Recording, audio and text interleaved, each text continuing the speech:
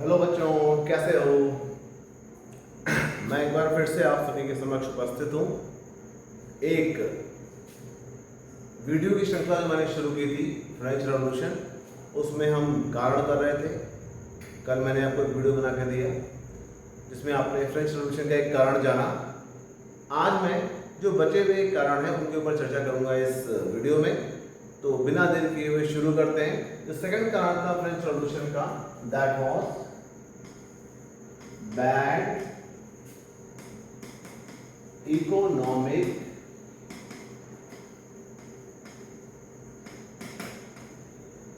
Condition of France.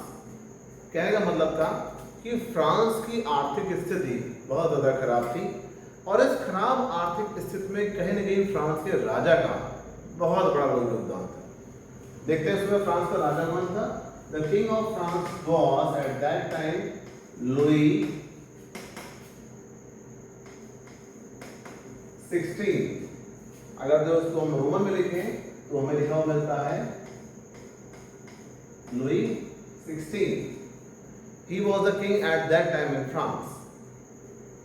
Louis 16 जो था उसको बहुत महंगे कपड़े पहनने का शौक था, आलीशान महलों में रहने का शौक था, ऑर्नामेंट्स का शौक था, जिसके कारण जो फ्रांस का अकाउंट था, फ्रांस का जो राजकोष था, वो लगातार खाली होता जा रहा था। तो इसके चलते फ्रांस की जो आर्थिक स्थिति बहुत ज्यादा खराब थी। साथ ही साथ हम देखते हैं जो फ्रांस के राजा का महल था। जानकी मैं एक कॉन्सेप्ट देने जा रहा हूं आपको, बहुत केयरफुली सुनिएगा इसको। फ्रांस के राजा का जो महल था उसको था वर्सलीज में। वर्सलीज हिंदी में इसको बोलते हैं Versailles.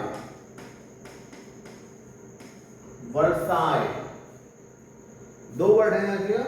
Versailles was the official residence of French monarch। और एक और वर्ड से मिलता जुलता है वारसा। ध्यान रखिएगा, Warsaw. Warsaw is the capital of a country called as Poland. Poland की राजधानी। तो इसमें ध्यान रखिएगा वर्साय और वारसा। अब हम बात करते हैं कि जो वर्साय का महल था, जो कि फ्रांस की राजधानी पेरिस, जो कि सीन नदी के किनारे लोकेटेड है, उस वर्साय के महल को बनाने के लिए बहुत लग्जरियस गुड्स का उपयोग किया गया था और उसको मेंटेन करने के लिए भी बहुत सारा प्रयास किया जा रहा था।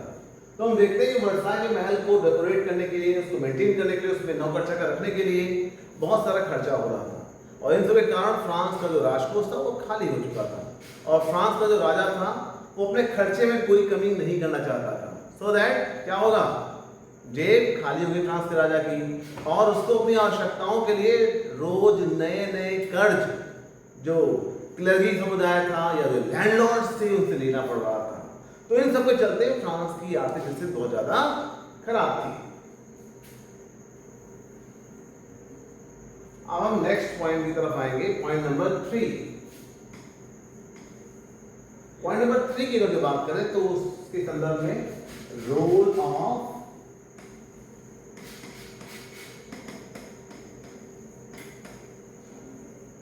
फिलोसफर्स या बुद्धिजीवियों की भूमिका।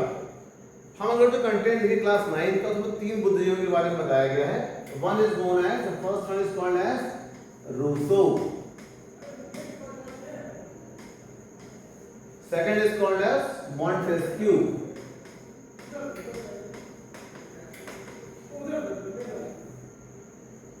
And third is known as John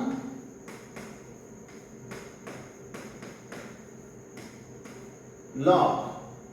इन तीनों ने अलग अलग किताबें लिखी और राजा के पास जो अधिकार थे, जो शक्ति का केंद्रीकरण था, जो राजा की स्थिति थी कि वो दैवीय प्रकार का है, उन सभी चीजों को चैलेंज किया और लोगों को बताया कि आपको जो बंधन आपके ऊपर रखे गए हैं राजा के रूप में, राजा के विभिन्न नियमों के रूप में, उसको मानने की कोई भी आवश्यकता नहीं है। एक बात ध्यान रखिएगा कि जितने भी स्कॉलर्स थे, जितने भी फिलोसोफर थे, ये सारे के सारे फ्रांसीसी क्रांति होने के पहले दुनिया से जा चुके थे, लेकिन इनकी किताबों ने फ्रांस की जनता को, फ्रांस के बुद्धिजीवी वर्ग को, फ्रांस के मध्यम वर्ग को एक गाइड लाइन देने का कार्य किया, जिसके थ्रू उन्होंने फाइनली फ्रांस में क्रांति करने की दशा को बनाने में सफलता प्राप्त की। कह सकते हैं हम कि जो तीनों स्कॉलर्स थे, तीनों फिलोसोफर्स थे, इन्होंने फ्रांस के लोगों को मानसिक रूप से तैयार करने का कार्य किया था। तो ये था पॉइंट नंबर सेकंड। फिर से मैं रिपीट कर देता हूं, रूसो, मॉन्टेस्क्यू और जॉन लॉक। अब आते हैं पॉइंट नंबर 4 पर।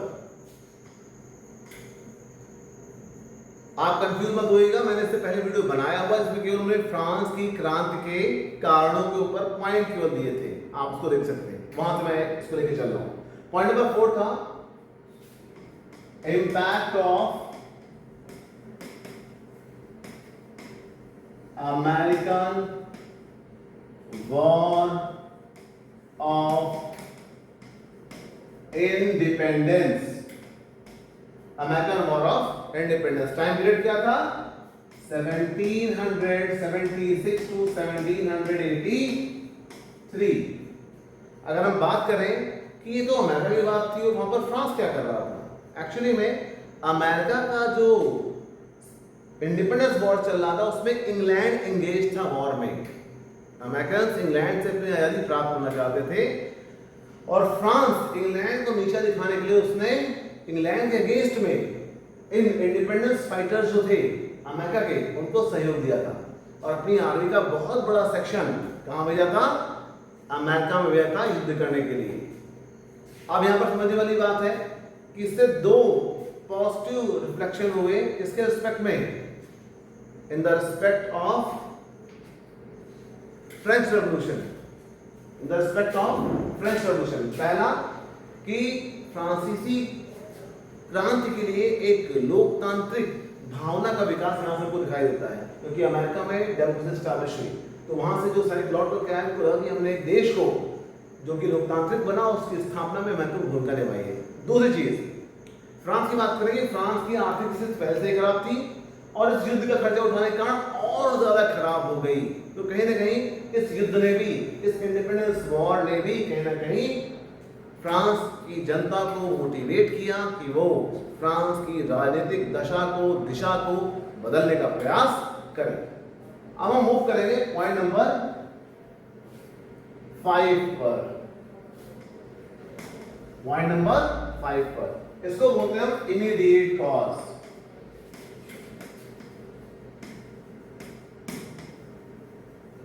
हिंदी में बोले तो तात्कालिक कारण। Very good. इमीडिएट कॉज की बात करें तो इसमें आता है मीटिंग ऑफ एस्टेट जर्नल।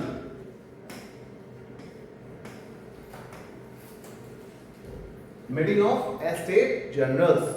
हमने बताया था आपको कि फ्रांस में 3 वर्ग थे, 3 स्टेट्स थे, first order, second order, third order. France के राजा की आर्थिक स्थिति इतनी खराब हो गई थी कि उसको नए कर लगाने की आवश्यकता थी। फ्रांस में सिस्टम था कि नए कर एस्टेट जर्नल की मीटिंग के बाद ही लगाए जा सकते थे। तो हम देखते हैं कि फ्रांस के राजा यानी कि लुई XVI ने 1789 में एस्टेट जनरल की मीटिंग को कॉल किया। इसे हम दोबारा से मीटिंग करेंगे और फ्रांस में नए कर लगाने का प्रयास करेंगे ताकि हमारी आर्थिक आवश्यकताएं पूरी हो सके। ये जो मीटिंग थी वो बहुत लंबे समय से कॉल नहीं की गई थी। लास्ट मीटिंग कॉल की गई थी 1614 में, यानी कि 175 ईयर्स का बहुत लंबा टाइम बीत गया था। तो हम देखते हैं कि मीटिंग कॉल की गई। मीटिंग में जो निर्णय लेने का तरीका था वो क्या था, पहले मैं बता देता हूं संख्या कितनी थी। फर्स्ट ऑर्डर से आते थे 300 मेंबर्स, सेकंड ऑर्डर से आते थे 300 मेंबर्स और थर्ड ऑर्डर से आते थे 600 मेंबर्स। लेकिन निर्णय लिया जाता था, इन 300 लोगों को के वोट को एक माना जाता था, 1 वोट। इनके वोट को 1 माना था, 1 वोट, और इनके भी वोट को 1 ही काउंट किया जाता था। तो जनरली होता क्या था, राजा ने कोई प्रपोजल रखा कि ये कर लगाने हैं, कर केवल लगने किसके ऊपर, थर्ड स्टेट के ऊपर। तो फर्स्ट और सेकंड ऑर्डर मिलकर के 2:1 ये रेशियो हो जाता था और आराम से टैक्सेस लग जाते थे किसके ऊपर, थर्ड ऑर्डर के ऊपर, क्या कहते हैं, कॉमन मैन के ऊपर। इस सिस्टम को कॉमन मैन ने कहा गलत है, इस बार ऐसे काम नहीं चलेगा, इसमें चेंज आना चाहिए। और चेंज इन्होंने कहा कि 300 लोग हैं तो 300 वोट होना चाहिए, यहाँ पर 300 पीपल, यहाँ पर 300 होना चाहिए, और यहाँ पर कितना होना चाहिए, बिल्कुल सही, वेरी गुड, 600। इसकी डिमांड थर्ड ऑर्डर के द्वारा की गई। फ्रांस के राजा ने उनकी बात को नहीं माना और उनको धक्के मार करके फ्रांस में जो ऑफिशियल रेजिडेंस था जहां पर ये मीटिंग हो रही थी, दैट इज वर्साई के महल में, उस जगह से इन लोगों को फ्रांस के राजा ने धक्का देकर के वर्साई के महल से बाहर निकाल दिया।